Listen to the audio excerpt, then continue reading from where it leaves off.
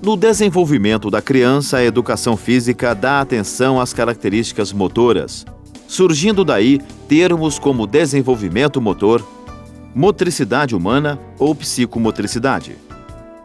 Para desenvolver atividades com as crianças, o professor deve conhecer bem estas características. Por isso, saiba que o desenvolvimento motor está dividido em 4 fases, delimitadas por faixas de idade não muito precisas. A primeira é a do movimento reflexo, que ocorre desde o útero até por volta dos 4 meses de idade.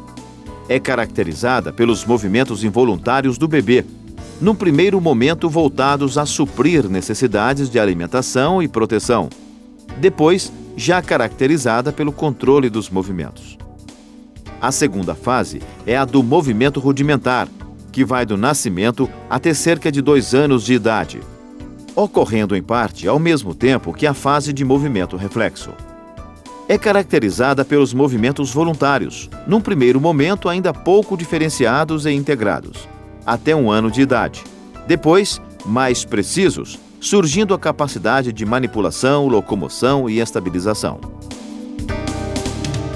A terceira fase é a do movimento fundamental, na faixa de 2 até em torno de 7 anos, marcada por um intenso desenvolvimento das habilidades motoras básicas. Esta fase está dividida em 3 estágios.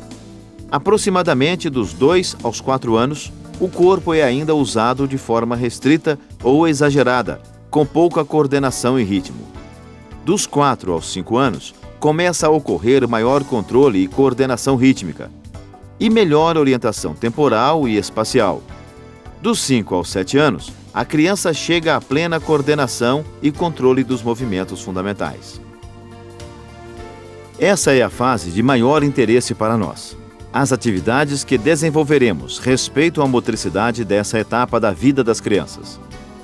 A quarta fase começa em torno dos 7 anos e segue por toda a vida, em que os movimentos passam a ser uma ferramenta para uma grande variedade de habilidades.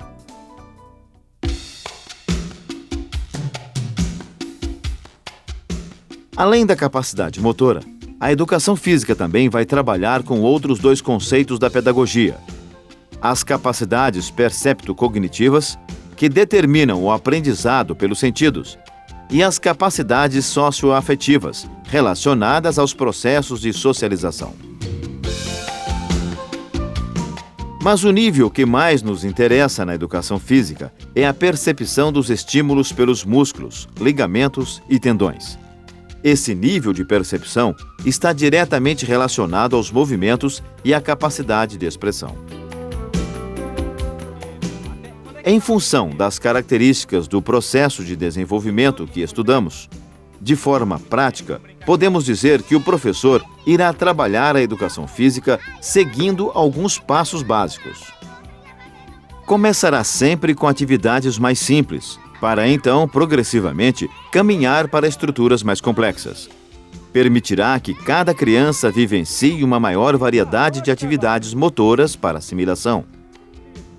Deverá dispor tempo suficiente para que a criança se familiarize com o movimento e os aparelhos usados. Terá de permitir que a criança tome suas próprias decisões em relação à melhor forma de movimentar-se e manter seu corpo sob controle. E deverá se certificar de que a duração e a complexidade das atividades estejam de acordo com o nível de desenvolvimento das crianças. Nas demonstrações que serão apresentadas em nosso videocurso, todos estes aspectos são respeitados. Leve em conta ainda que a primeira infância é a fase da vida em que o desenvolvimento físico, cognitivo e emocional ocorre no convívio com as pessoas, mas que a criança acredita ser o centro de tudo. Felizmente, tem vontade de estar próxima às pessoas e é capaz de interagir e aprender com os outros. Por isso, professor, valorize o trabalho em grupo.